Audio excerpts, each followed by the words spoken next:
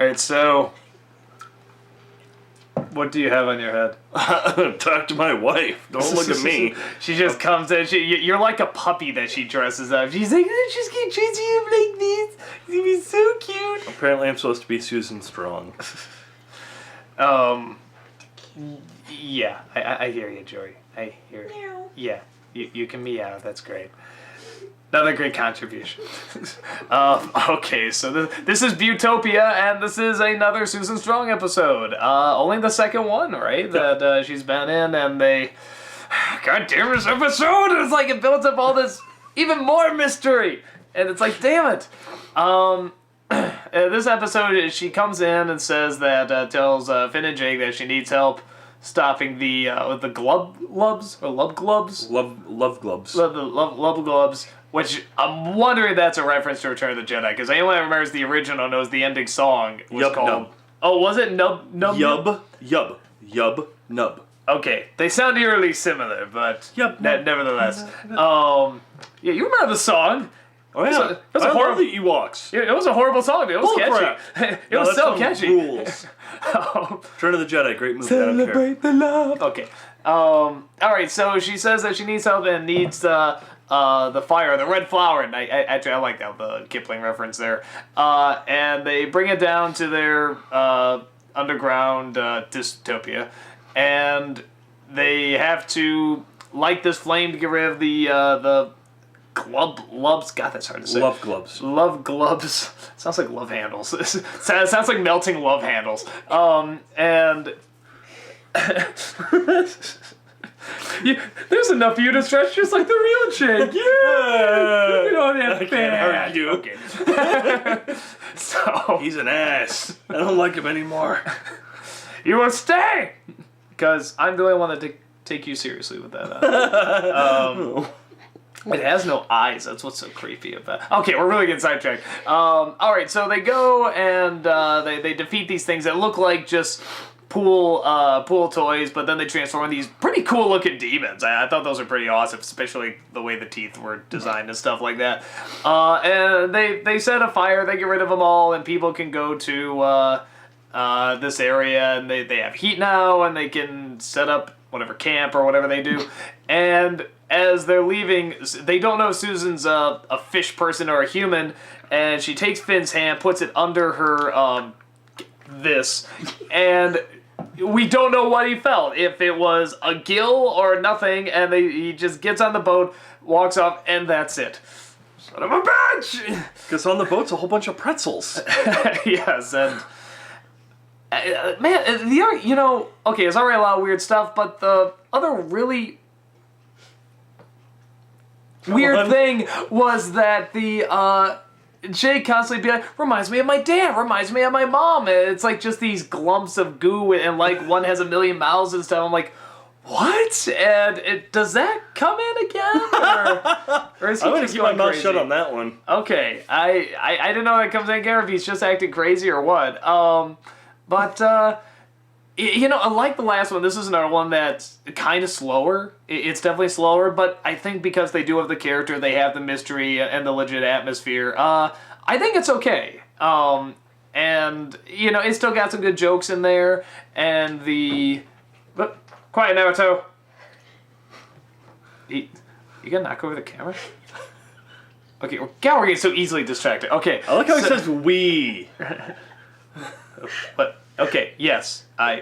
You're getting distracted too. You're getting distracted by her laughing. I can tell. See, you're looking over there, so you're distracted. So, yeah, I like the build-up. I like the mystery. I like the, just raising more questions. And I think the only thing I thought was kind of weird is was the music a little odd in this one. I know it sounds weird because it's always kind of weird, but, like, something about it really stood out in this one. Like, it didn't sound like a normal score. It was, like, it sounded more synthy or awkward, or I don't know. Do you know what I'm talking about? Well, especially the scene where they get to the Beautopia, if you will, and the first love glove comes out. It sounded like I said love glove. Yeah. Love glove love. comes out, And it's this weird, over-the-top kind of like synth, like creepy, like it's just Yeah, weird. like it's kind of distracting. Yeah, I wouldn't say it's distracting. It was just weird. Like for me, I was like, oh god, what's coming? Like it was kind of like that build-up, and it's like, oh crap, what's coming? But I did, I could see the pool toys were gonna, attack, and they were actually gonna be dangerous and stuff. But I like how they did. I thought like just it was gonna open its mouth, like her beak or whatever, and just bite Jake or something. Like I like that they open up and there's these kind of smoke demons inside. I thought that was really cool. So yeah, what'd you think? I didn't like it as much as you did. No? It was okay. Susan Strong is a fine character, but it's kind of one of those mysteries, quote unquote, that like they're gonna drag out and drag out and drag out, and you're never gonna find out, or if you do, it's not gonna be for like 5 seasons later, if Susan is human or not. And yeah, you can take the way that Finn reacts, where he's wide-eyed, and then after he feels, he goes small eyes, where it's like, oh my god, are you? Oh no, you're not. Or oh my god, okay, now I know. Yeah, I mean, relax. that can be like it can be taken anything, yeah. And that's my thing. It's like romances in cartoons or kid shows. I was just gonna say that where they drag it out, and it gets old after a while. It's like I loved Wolverine, the comic book that is, when you didn't know his origin.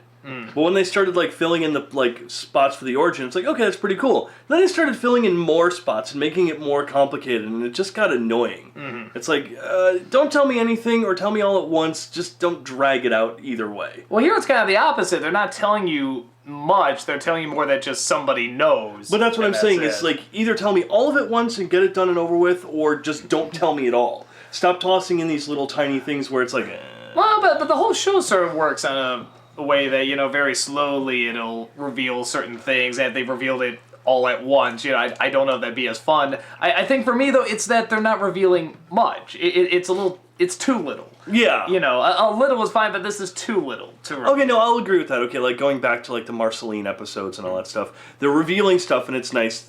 I think you know what, you hit it on the head with the amount or the lack of amount that they're showing. They're not giving enough to keep me interested. With the Marceline episodes, definitely they were giving just enough to keep me interested and want to know more, but not to the point where I'm like, I'm bored now. Yeah. But no, I did like the inner tube monsters. Yeah, and and the one other thing I'll mention, we were talking about the music, when Jake starts singing that song on the raft, like, it actually stopped at just the right moment, because I was just about to say, this is really stupid, and then he stops right in the middle of the song and says, this is really stupid, and he just stops the song. I was like, wow, okay, that was good timing on that. So, yes, any closing remarks? No. No. Since you have a cat head and a dog body, does that make you cat dog? Yeah, but where do I poop from? I mean, that is a good question, though, for cat dog. Where does he poop from?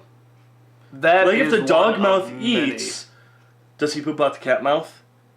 And then if the cat eats, does he poop out the dog's mouth? And on top of that, where do they pee? I'm never going to look at Naruto's butt the same way again. Thank you for that. No problem.